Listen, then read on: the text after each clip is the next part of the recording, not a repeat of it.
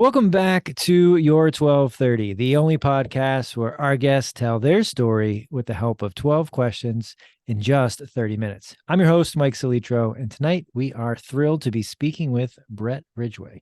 Bret is a 25-year veteran of the speaking industry. He got his start managing the back sales table at conferences way back in 1999. He is author of 8 books, including #1 bestsellers, ABCs of Speaking, and Mistakes Authors Make.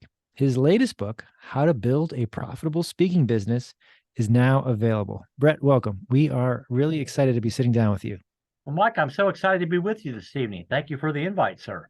Of course, of course. And that transition from the back of the room to the front of the stage, do you remember the first time you walked up on stage and what you were thinking about as you were taking those final steps? I'm sure I was shaking in my boots, Mike, and about to pee my pants, but I was happy being the back of the room guy for so long. It was my shtick, so to speak, or whatever. And I'm a pretty naturally introverted guy anyway. But eventually I realized, Bret, you need to get up there in front and overcome that fear of being up in front of the room. And so I sucked it up and got the gumption up to put myself out there. Now, I would tell you that, there's 3 types of speaking in my mind, Mike. You got keynoters, platform sellers, and business builders. And I was always just a business builder speaker. I was a content session in between the pitches at conferences. And so I didn't have the pressure of selling from the stage.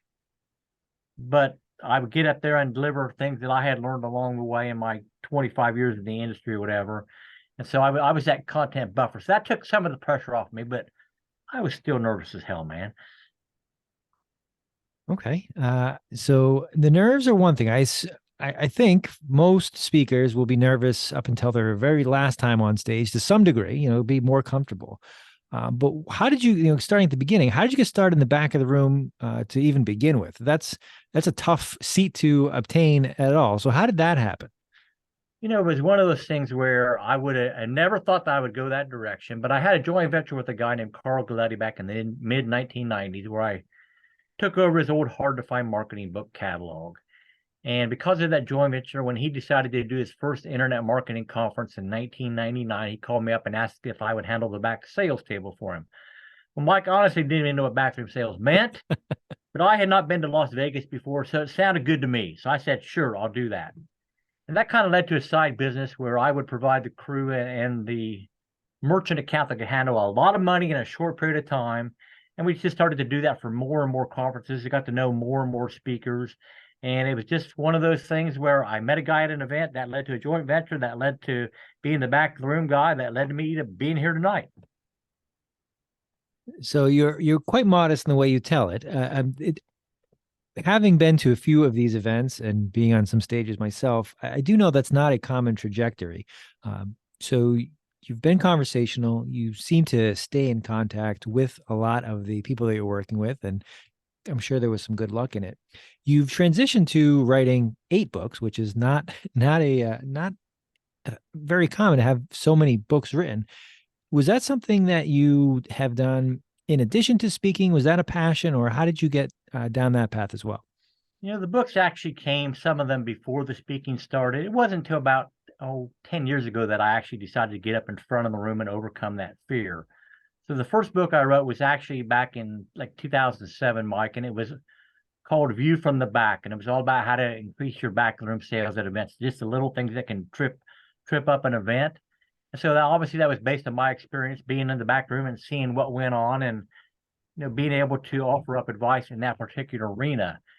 And it was one of those things where I was hanging out certainly with the internet information marketing crowd. So I was able to soak up a lot from the biggest names in the industry.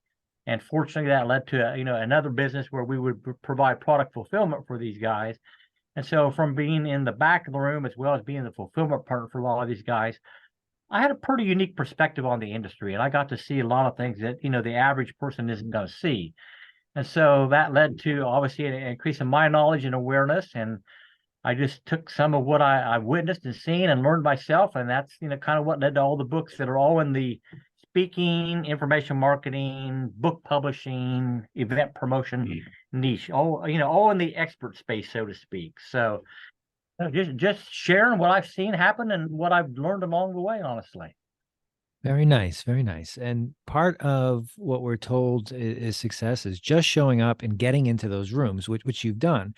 And you mentioned that being there, you've seen things that the average person hasn't. Is there a go-to story that you tell someone, or that you think of fondly when they ask what it's like to be involved in these circles, or it's like this is what it's really like? Is there a story that comes to mind?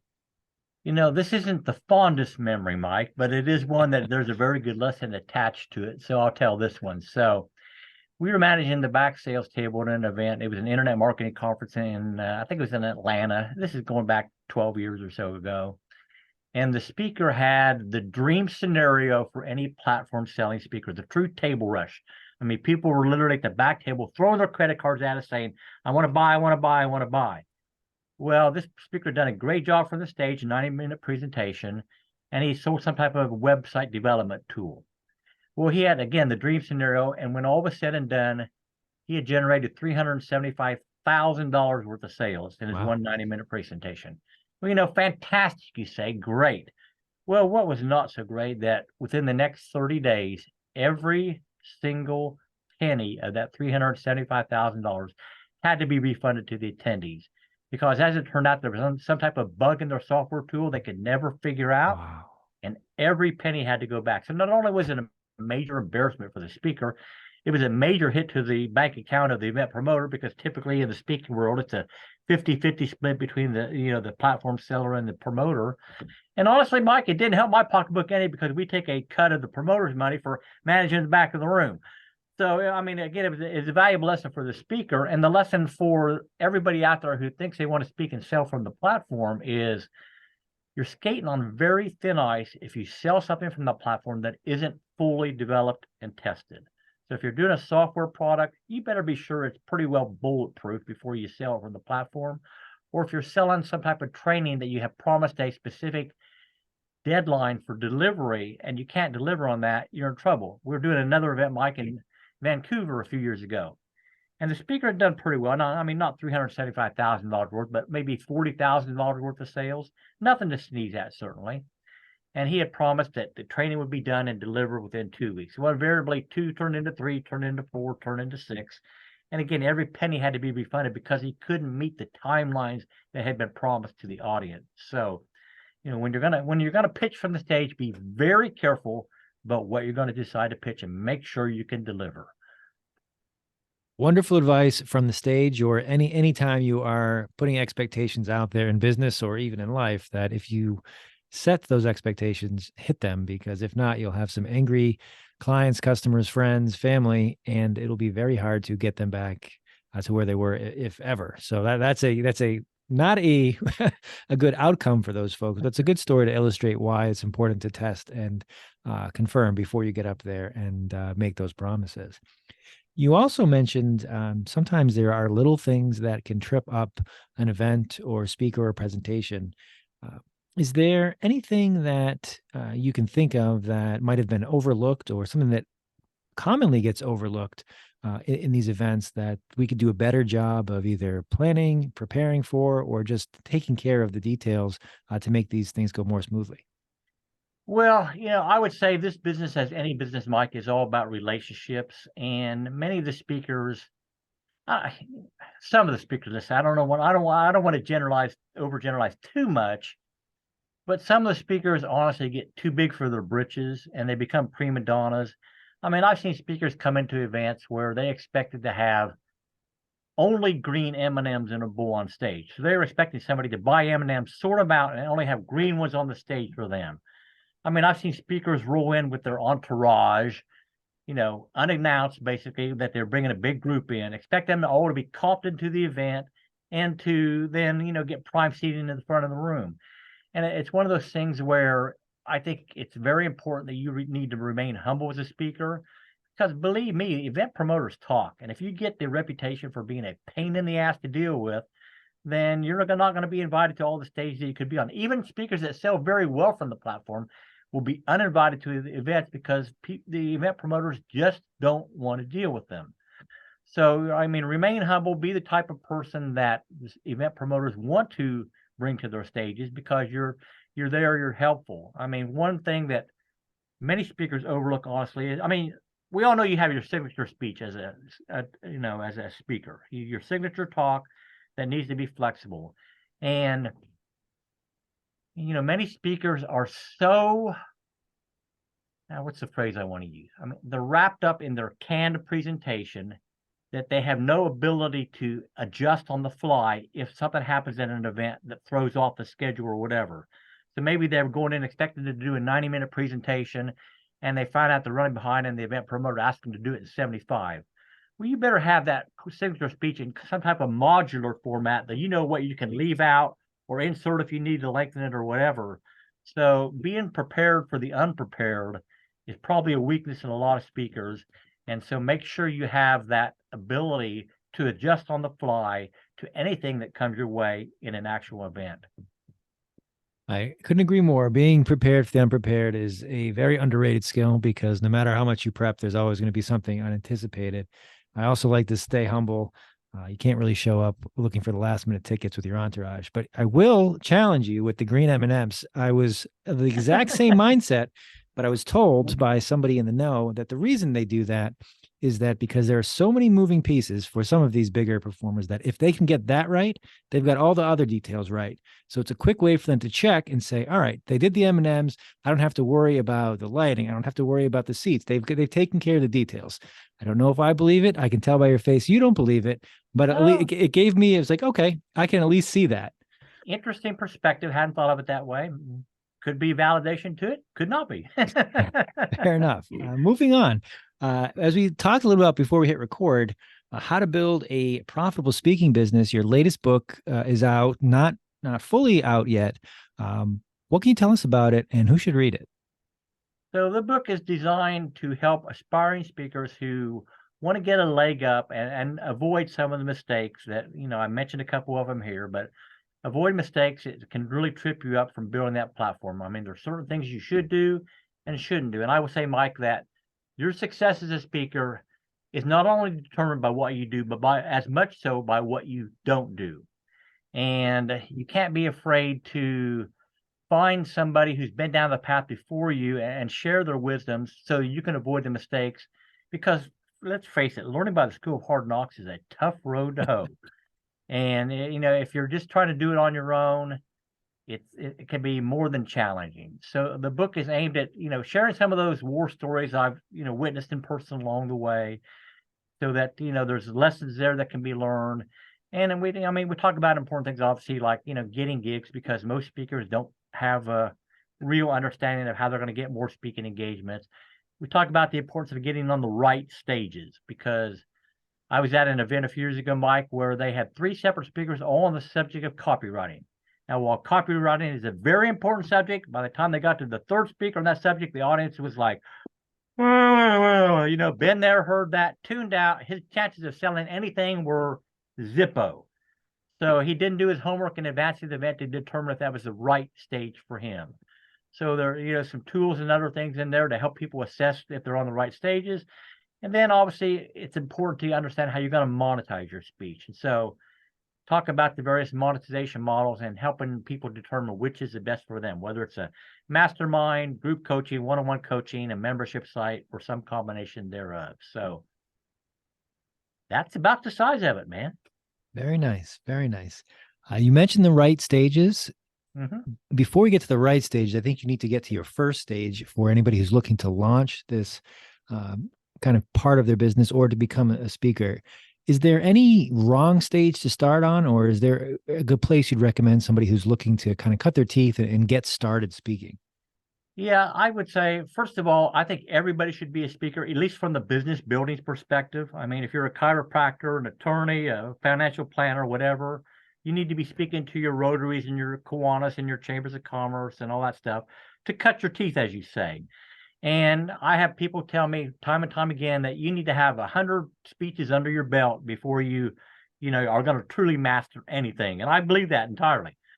So initially, no, I think every stage is the right stage until you've got to that 100, and then you're so comfortable with your subject that you can talk it backward, forward, inside out, etc.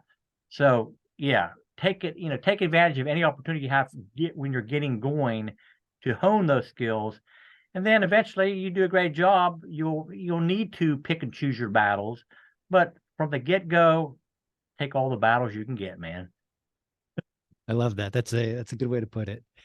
One of your previous books, Mistakes Authors Make, love the title as well. What are some of those mistakes, especially the ones that we may not be thinking of? One of the biggest things that most authors don't give thought to, and this applies mainly to nonfiction authors, but it also can apply to fiction authors, and that is the consumability of your book. So if you're like a lot of people, I go into a bookstore, I go into the marketing section, I pick up a book, and I page to it. That first chapter is 20 or 30 pages long. It's like, oh my God, too much work to even read one chapter. I'm not going to buy this book. Or if you're looking at to read a little bit before you go to bed. Again, if I pick up a book and the chapter is too long, it's like too much work, man. I like to feel complete. I like to do a chapter or whatever. So I honestly think that no book should be longer than 7 pages per chapter. But you think about who's the master of this. Have you ever read any James Patterson, Mike? I'm embarrassed to say I have not. Okay, he's a mystery writer. But his chapters are 2 or 3 pages. So it's like boom, boom, boom, boom. Next thing you know, you read that 50 or 100 pages because it's in bite-sized chunks. So if you're a nonfiction author and you're doing self-help or something like that, if you can't even get them to read your damn book, what are the chances of them coming back to you for some other product or service that you have? And it goes way, way down. So think about how you're going to make that book consumable. Avoid overly long paragraphs. Avoid too teeny font if you're talking to a baby boomer market. What can you do in terms of call outs or quotations or Johnson boxes or graphs or charts or something to break up the text so that it looks more consumer friendly. So most people don't think about the consumability of their book. And that is one thing I think you need to give a lot more thought to. I think that's really great advice. One, I'm a terribly slow reader. So anytime I feel like I'm making headway, that's very positive. But as you say that, the consumability piece, I really started thinking, not, to go to speaking, but anytime there's an audience who's receiving what you're putting out there, this business, speeches, books, pitches, whatever you want to think about, the more you think about who is the end user, the target audience, what they want, what makes them want to turn that page, pick up the phone, respond to that email, is going to be much, much better received. So I think that's really good advice, not only for authors, but for anyone out there. Think about who is going to be the end user and how can you streamline it, make it easier, make them want to learn more, get more. So I think that's brilliant advice. Thank you, Bret. You mentioned earlier about every speaker having a signature speech. Can you, or could you, tease your signature speech or tell us a story or gem from that piece that would want us to see you next time you're on stage? So we were handling, Mike, the product fulfillment for a guy in the Forex space a while back, foreign exchange currency, trading commodities and all that. And we'd handled several product launches for this person in the past, and they'd done very well. And so they were launching a new product, and it was a box set of DVDs at the time, back when they still did DVDs. And he opened up a shopping cart in the morning, and then suddenly, about 2 hours in, wham, his cart got shut down. And most people don't realize that when you set up a merchant account, you're going to define an average ticket price and an expected monthly volume for your provider. And when you suddenly do a product launch that runs those numbers way out of from what they expect as a norm, it's a major red flag for them, and they think it's possible fraud. So they shut him down. And so for lack of a simple phone call to his provider saying, I'm getting ready to do a new product launch, and the same advice would apply to a speaker. If you're going to go to a big event where you expect to sell, it's like, hey, I'm going to an event, I'm processing my own sales, it's going to be outside the norms. If they know, they're fine with it. But for lack of a simple phone call, this guy lost, based on his previous launches, Mike, an estimated $300,000 to $400,000 worth of sales. Amazing. All for lack of a simple 5-minute phone call.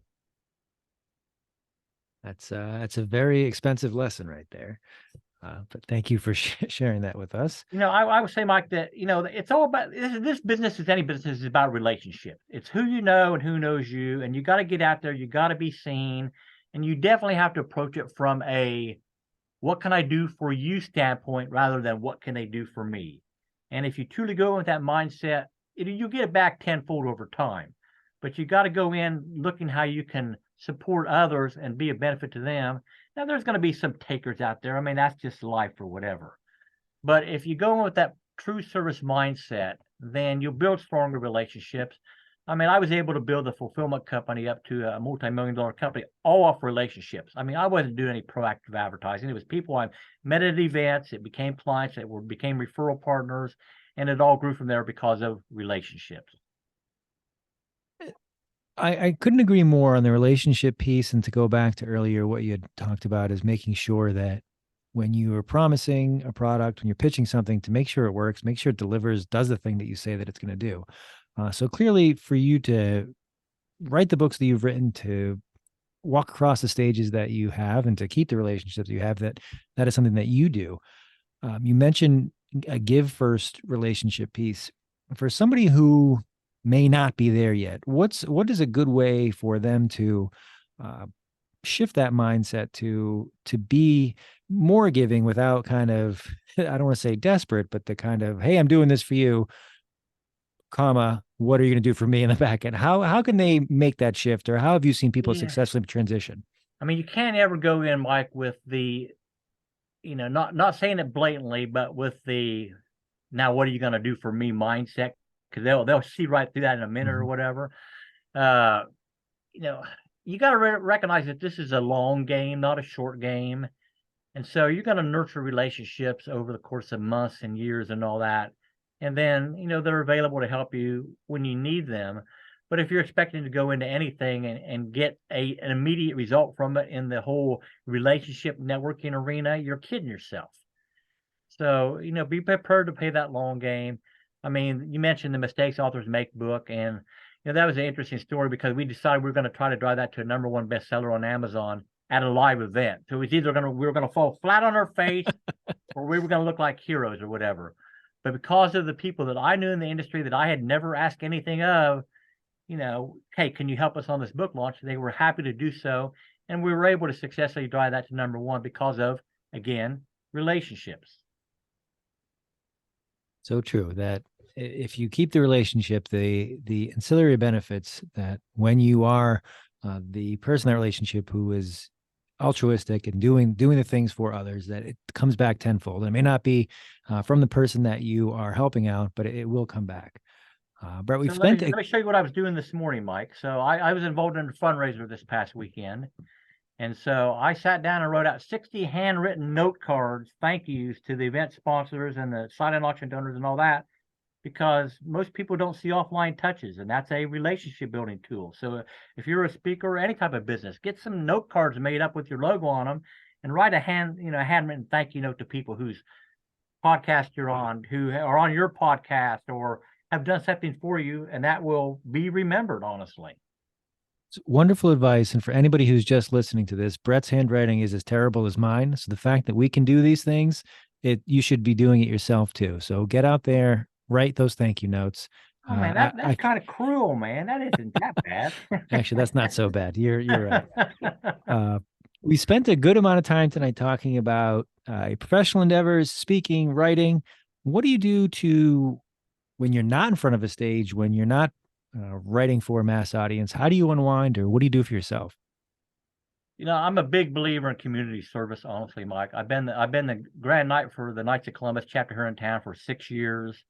I'm also the past president of a local Optimist club. So I spend an hour a week at the soup kitchen, serving. So I try to do as much as I can to give back. And, I will honestly say, if you're feeling down, there's nothing that you can do that will make you feel better than helping somebody else out.